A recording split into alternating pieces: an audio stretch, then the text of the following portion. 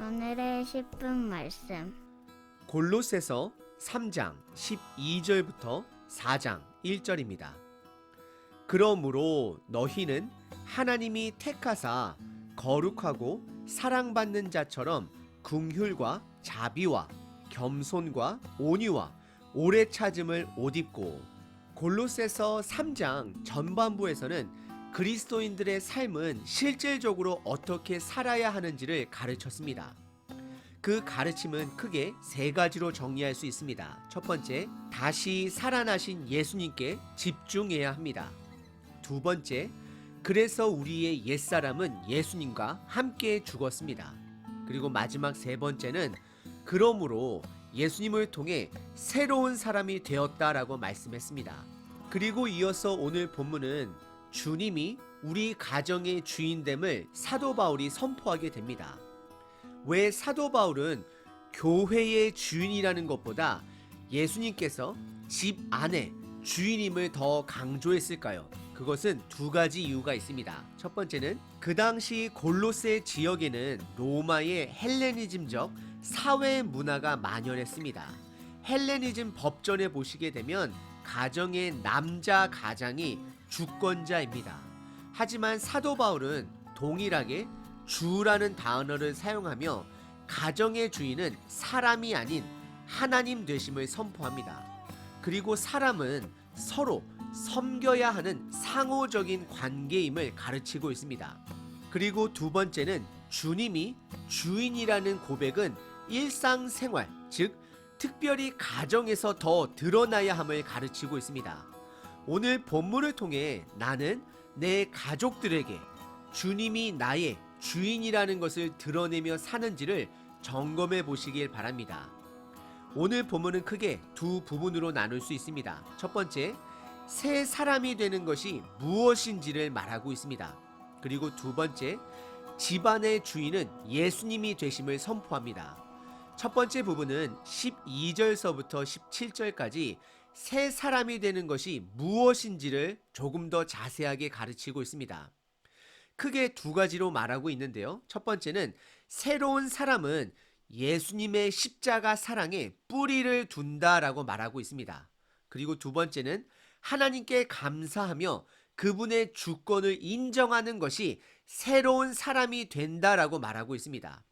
여러분들 조금은 어렵지만 말씀을 보시면서 함께 보시도록 하겠습니다. 12절의 시작이 그러므로 라고 시작이 됩니다. 그리고 사랑을 가장 먼저 강조합니다. 즉 하나님으로부터 받은 사랑이 있어야 새로운 사람이 됨을 말하고 있습니다.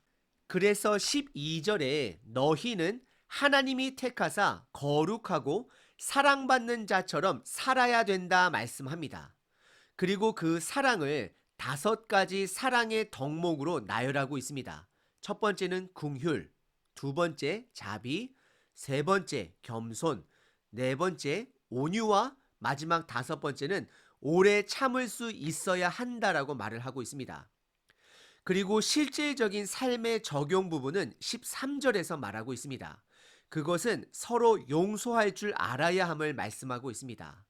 그리고 그 용서의 뿌리는 예수님의 십자가 사랑을 말하고 있습니다. 예수님이 우리를 용서하신 것 같이 우리들도 서로 용서해야 함을 강조합니다. 그리고 다시 이 모든 것이 14절에 주님의 사랑이다 라고 말씀하고 있습니다. 결국 간단하게 말씀드리면 새로운 사람이 된다라는 것은 하나님의 십자가 사랑을 뿌리로 두어야 함을 말씀하고 있는 것입니다. 그리고 이어서 15절서부터 17절에서는 새로운 사람이 된다라는 것은 하나님께 감사할 줄 아는 자, 그리고 그분의 주권을 인정할 줄 아는 자가 새로운 사람이다라고 말씀하고 있습니다. 15절의 시작이 그리스도의 평강이 저와 여러분들의 마음을 다스릴 수 있도록 하라 말씀하고 있습니다.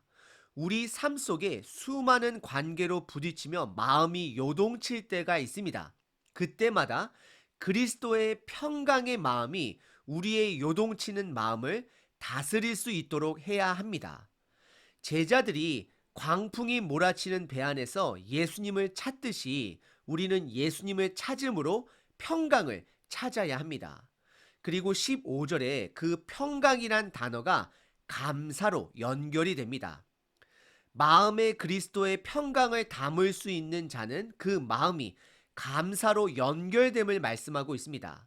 그리고 16절에 그리스도의 평강이 내 마음을 다스릴 수 있도록 하기 위한 방법은 그리스도의 말씀이 저와 여러분들 삶 속에 풍성하게 있어야 함을 가르치십니다. 그리고 그 풍성한 말씀을 서로 가르치며 권면하고 하나님께 찬양할 수 있어야 함을 말씀하고 있습니다. 결국 이것은 예배의 삶을 말하는 것입니다.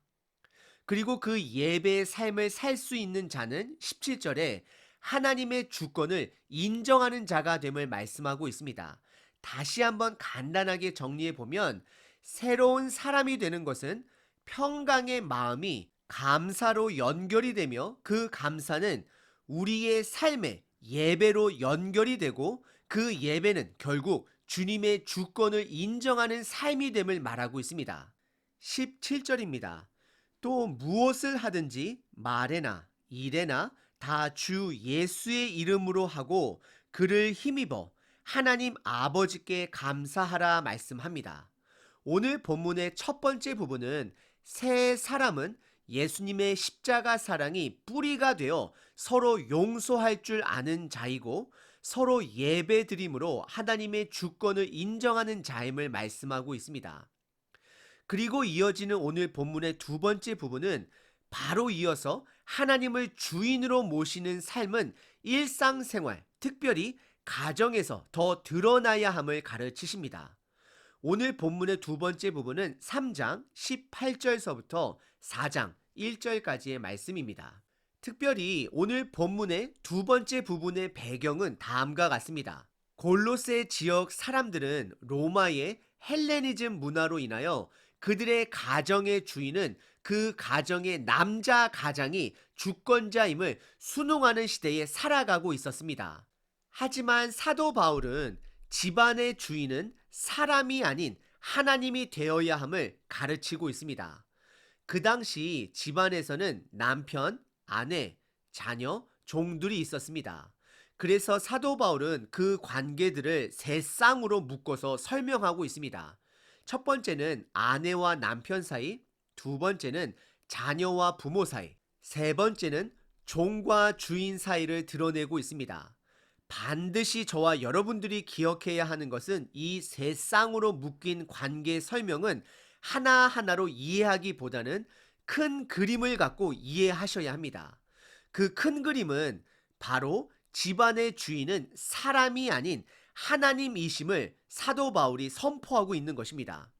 그리고 동시에 하나님의 주권을 인정하는 자는 그 주권이 가장 가까운 집안에서, 즉 일상생활 속에서 드러나야 함을 가르치고 있는 것입니다. 첫 번째 쌍은 18절과 19절의 아내와 남편입니다. 18절에 아내는 남편에게 복종해야 함을 말하고 있습니다. 남편의 자질 때문에 그의 성품 때문에 복종하는 것이 아니라 내가 하나님을 주인으로 인정하기 때문에 복종할 수 있다는 것입니다. 반대로 생각해 보면 내가 하나님의 주권을 인정하지 못하면 내 능력으로, 내 힘으로 내 남편을 바꾸려고 할 것입니다.